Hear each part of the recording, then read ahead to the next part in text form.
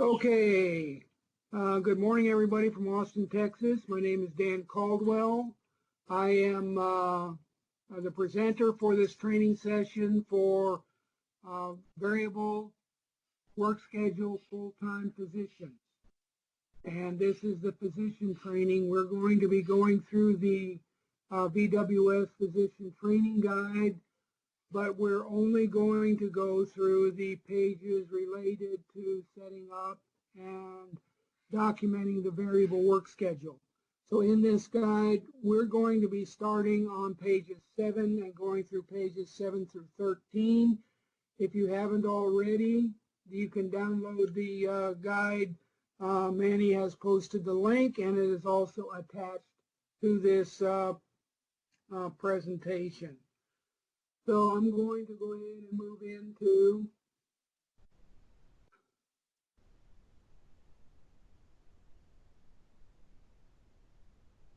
going to page 7. That's where we're going to start. We're going to skip the login and everything. And on page 7, the first thing about the variable work schedule is only specific full-time hourly positions, okay, can elect to participate in the VWS program. So they have to be a user type J, full-time, and the pay plan is VM, duty hours of 80, and they have to have the aux series code of 0602. Anybody else that doesn't meet these conditions is not eligible for being on the VWS agreement. So to request work for the VWS, variable work schedule, the full-time position must submit the VWS agreement to their supervisor for approval. Now, the station directors have the option to participate in the VWS program or not participate. In some of the stations, the director may elect not to participate. So you have to be at a station where the director has said, yes, we are participating. This request must be approved by the supervisor, received in the local HR and payroll offices prior to the effective start date of the new schedule. It cannot be backdated. Once the VWS agreement is approved, the agreement period will auto-renew at the beginning of each new leave year until the agreement is terminated by either the physician or the supervisor. And the termination notice must be forwarded to the local HR and payroll offices upon receipt. The physician working the variable work schedule shall be obligated to account for at least 2,080 hours of employment based on 26 pay period year. And under the note there, they said if it's a 27 pay period year, then it's 2160. Now, big in bold, physician approved to work a variable work schedule is required to maintain a subsidiary timesheet each pay period for the term of the agreement. Daily posting is required. There are 2 timesheets. There's what we call the core timesheet that the timekeeper is posting per the agreed to schedule. And then there's a subsidiary timesheet where the full-time variable work schedule position is documenting actual hours worked or not worked. And I'll show you that in a minute. And I'm going to move on to the next page. Okay, the schedule. When you agree with the supervisor on your core work schedule, the timekeeper will set the schedule up, just as they set the schedule up now. And there's 2, again, I mentioned already, there are 2 timesheets, a regular timesheet and a subsidiary timesheet. The regular timesheet or core timesheet is maintained by the timekeeper. The subsidiary timesheet is maintained by the physician. The timekeeper doesn't have the proxy ability to do it for you. which is why daily posting and everything is required. And tours of duty result in whole hours. So the physician supervisor will provide the schedule to the timekeeper in advance of the administrative pay period. So the core 80-hour schedule can closely mirror the hours the physician is scheduled to work. And we move to the next page. I'm going to scroll down here, and there's this timesheet in the schedule. In this particular case, we went ahead and gave our, just to show for demonstration purposes, in the example, we have a full-time VWS physician working a alternate work schedule, or what we call a compressed tour. 4 9s and 1 8 and 4 9s. Going to page 9 in the user guide. Both subsidiary and regular timesheets are required for this type of agreement. Repeating. Regular timesheet is maintained by the timekeeper. The subsidiary timesheet is maintained by the physician. And the physician working a VWS is required to maintain, update his/her subsidiary timesheet on a daily basis to ensure accuracy of time reported. And post actual hours worked towards the VWS agreement. Okay? It's the subsidiary timesheet that you are keeping as a VWS physician is where the actual hours are recorded. Leave requests are submitted through the leave request, VATAS leave request process. When approved, the leave request posts to both timesheets.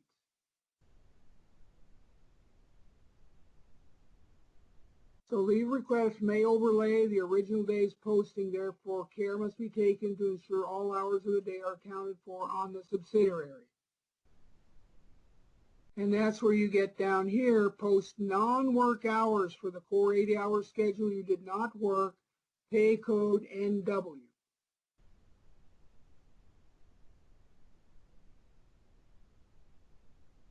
So here we have an example on page 9. Where on this particular day, Tuesday 3/3, okay, the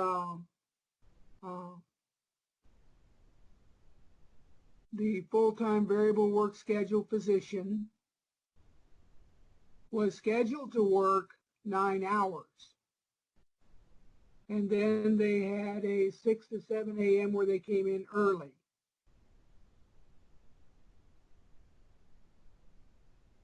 And when there is extra, and when you're adding work time, or like this extra 1 hour here, I cut this off, but further out over here, there are notes. Okay, so for 3/3, neurosurgery prep. So in the screenshot, there would be under remarks, neurosurgery prep, and they're showing up down here.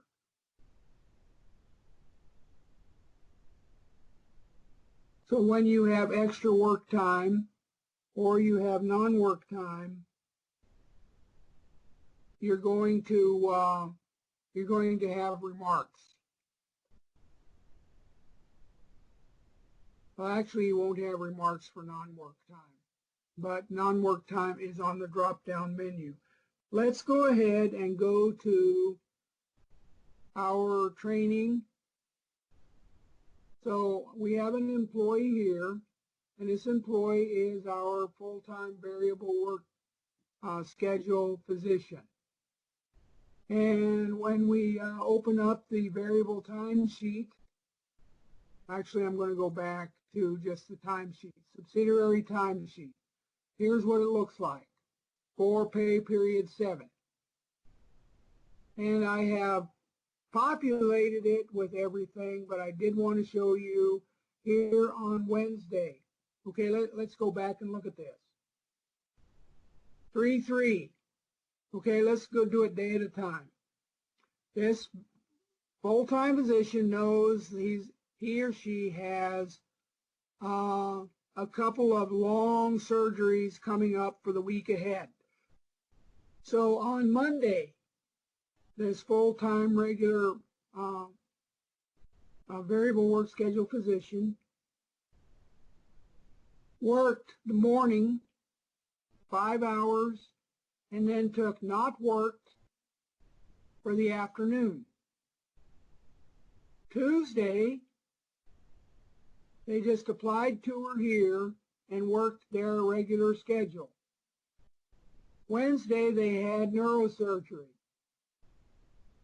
So it started at 7 a.m., but didn't finish until 8 p.m. So this, on this line here, the second line, they added work time to go from 4:30 p.m. to 8 p.m. Now it's in full hours, so this whole day ended up being in full hour increments.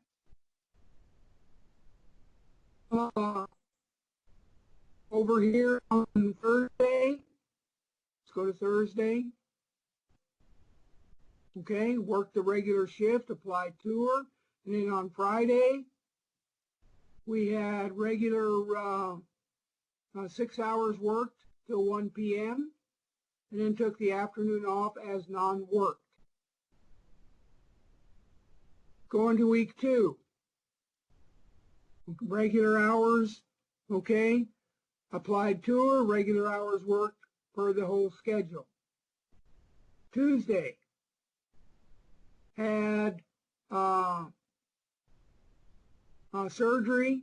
We've got it over here. Neurosurgery came in early, 4:30 a.m. all the way to 9 p.m. But there is one thing wrong with this that I need to correct. It has to be in whole hour increments. So this one's going to have to be adjusted to be in whole hour increments for the day. Here on Wednesday, okay, we had 6:30 to 2:30, and this one here is 6.5 hours worked. And then we had 5 hours where they worked the morning and then took the afternoon off. And this is core hours not worked. So we had 4 hours of core hours not worked. When we looked at the subsidiary timesheet, we look at the totals. We have 79 hours worked and not worked 13.5. So everything has to be in whole hour increments, so that non-worked has to be adjusted. And I'll fix that. But just kind of a heads up, everything is in full 1 hour increments. This is a subsidiary timesheet, and again, this is where, as the VWS physician, you are maintaining your own subsidiary timesheet, documenting the actual hours. If we look at remarks, okay, there are the remarks there for why you had the extra time. And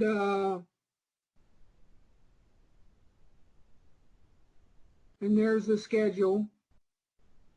And when you're done with this one, you have to validate it,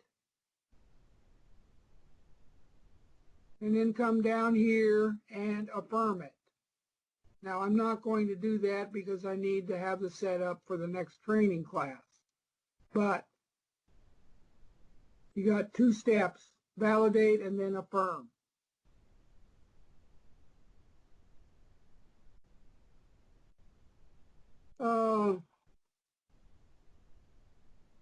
And page 11, must complete the subsidiary timesheet every pay period.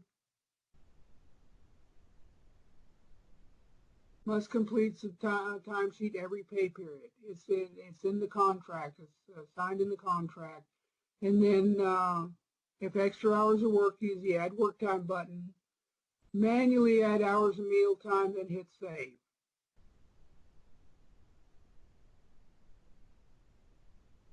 Once again on page 12, once the timesheet posting is completed, What have we already covered? The two-step process to validate and then affirm.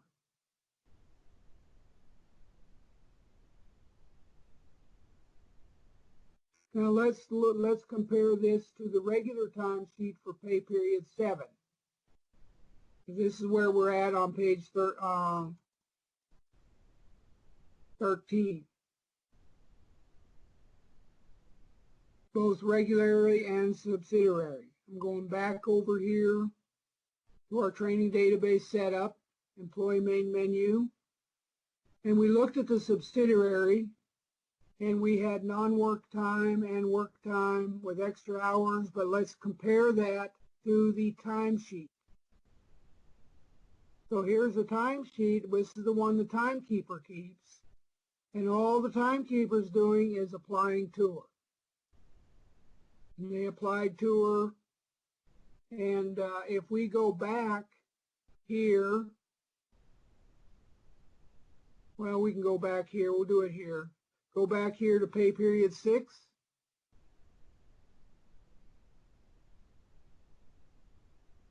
In pay period 6, our full-time variable work schedule physician requested 1 day of annual leave.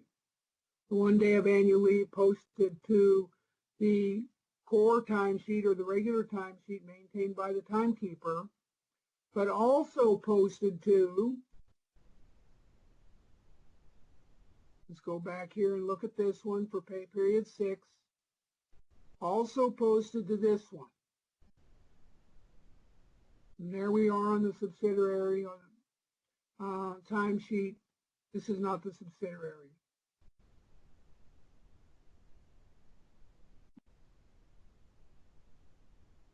Let's just try looking at it this way.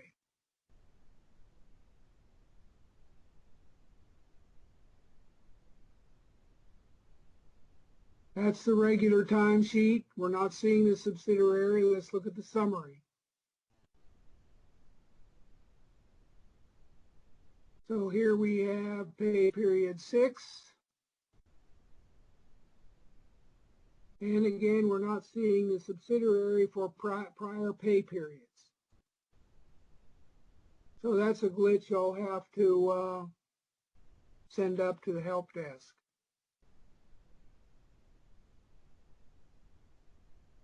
Can't see the subsidiary timesheets for previous pay periods. But when you have a leave request, it flows, once it's approved, it flows to both timesheets. Now, that takes us to pay period to pay period, keeping your own subsidiary timesheet. We're going to move to the back of the guide to page 24,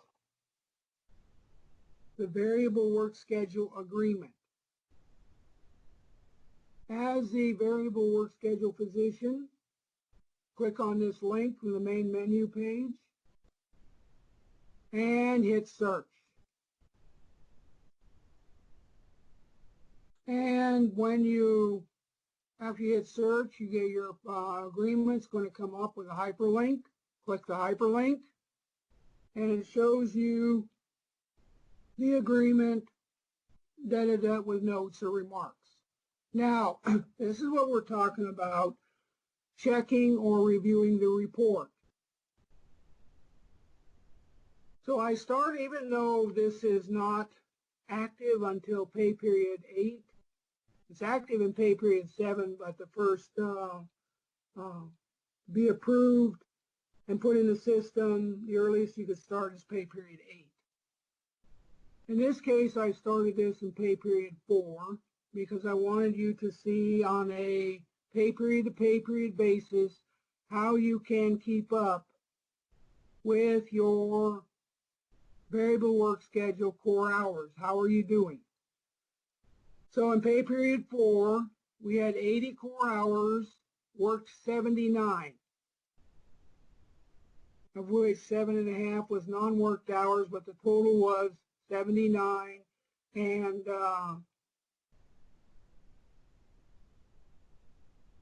Well, anyway, they had 79 worked hours. And so they were 1 hour short. Pay period 5, they had 81 worked hours. Regular hours 81, no non-pay hours, and they were 1 hour over. So 1 hour minus in pay period 4, 1 hour plus in pay period 5. Okay, they've evened out for the first 2 pay periods. Then in pay period 6, they had 91, okay, hours, of which 83 was work time and 8 was paid leave. So that is 91 hours. So now they are 11 over. In pay period 7, which we're working on right now, they are 1 hour short. So at this point, through 4 pay periods, this full-time variable work schedule physician is going to be 10 hours over. I want to get back over here to this one and bring up this slide. For hours in excess of the yearly minimum and total hours paid to the VWS physician, no additional compensation allowed per VWS policy.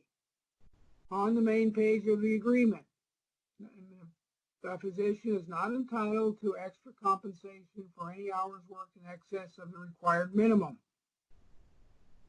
Now, for hours on the subsidiary timesheet that are less than total hours paid, a corrected timesheet must be processed to create a debt to recover monies overpaid and owed back to the VA, or paid leave and LWOP must be submitted to account for the actual number of hours not met toward the minimum agreement hours for the period of reconciliation. So corrected timesheet for leave to cover the missing hours, which is why when we get back over here, as a full-time variable work schedule physician, you want to be monitoring and keeping up with where you're at as far as a total for the calendar year that the contract is covering.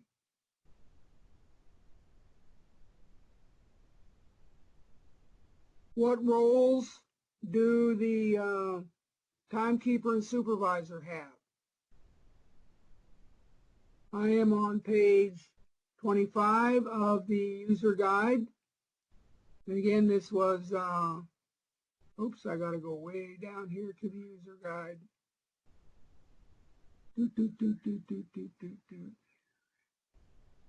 So the timekeeper role, the timekeeper keeps the core timesheet.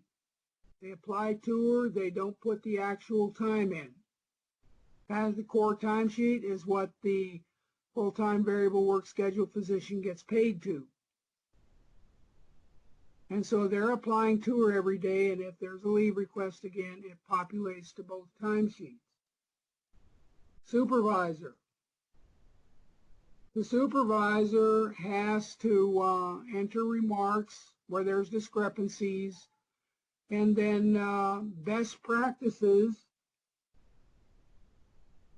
we recommend to the supervisors for this training that they not approve or certify the timekeeper core timesheet until the VWS physician has validated and affirmed the subsidiary timesheet and the supervisor has certified it.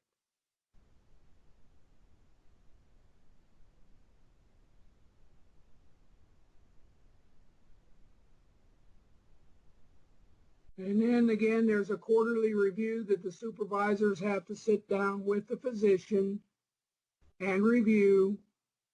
And April, July, October, January. And payroll is responsible for checking that that is done and letting the station director know whether that quarterly review happened or not.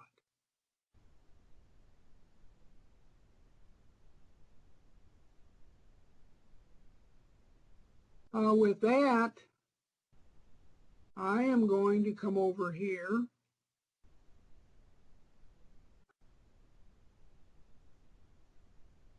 and open it up to any questions.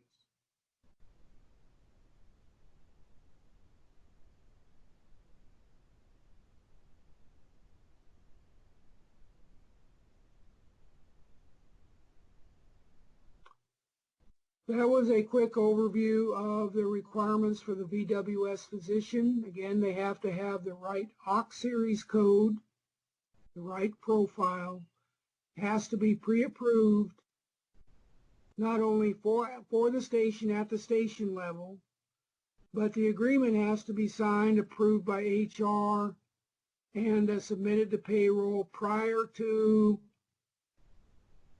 the first pay period that it's going to be activated in. It can't be backdated. Any questions?